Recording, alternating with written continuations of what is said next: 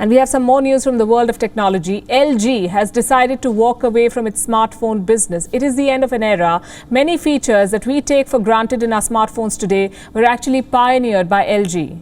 They rolled out the first capacitive touch screen. They introduced us to slow motion video recording. But with a dwindling market share and mounting losses, they had no option but to shut shop. Our next report traces LG's downfall and what it tells us about modern-day brands.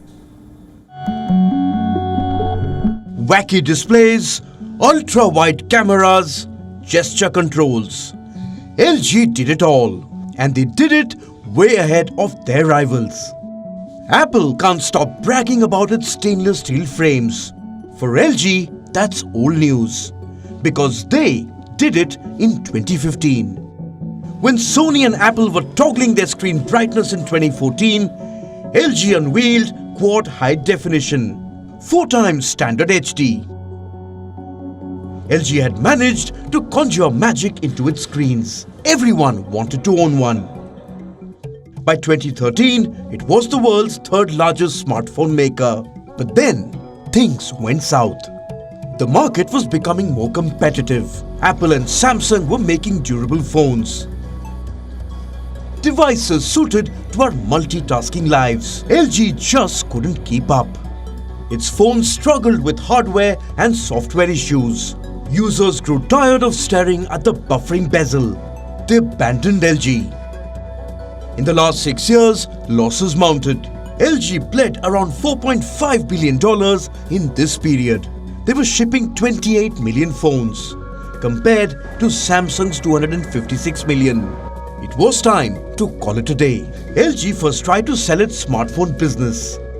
No luck. Nobody wanted to bet on a sinking ship. So instead, they shut shop, leaving behind an industry it helped build. But we haven't heard the last of LG, not by a long shot. They still own a thriving consumer appliances business. They are the 2nd best-selling TV brand in the world. The company plans to focus more on robotics and artificial intelligence. It's a bold new era for the Korean giant. But LG's fall is a commentary on our times. The markets change every fortnight. Consumer taste depends on the next advertisement they watch. Market domination isn't absolute anymore. In fact, it's a game of musical chairs. The smartphone industry is known to be a giant slayer. Companies that were perceived to be too big to fall have been shunned to the market fringes. Remember Nokia and Motorola, pioneers reduced to paupers. Loyal customers are an overrated concept. More than loyal, today's customers are wily. They swapped out Yahoo for Gmail and Orkut for Facebook. In the 1990s and 2000s, Blockbuster Video ruled the video rental space. Games, movies, they had it all. In 2010, Blockbuster filed for bankruptcy. They'd missed the digital bus. In the year 2000, Blockbuster turned down an offer from what was back then a little-known business, Netflix. Then there was Polaroid, pioneers of instant photography.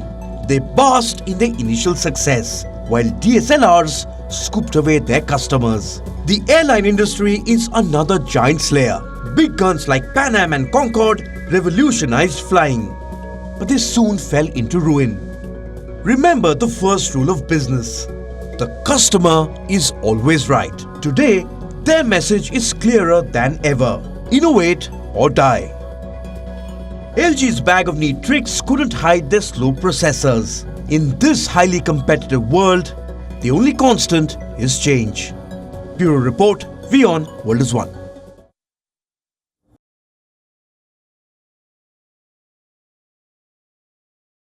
WION is now available in your country. Download the app now and get all the news on the move.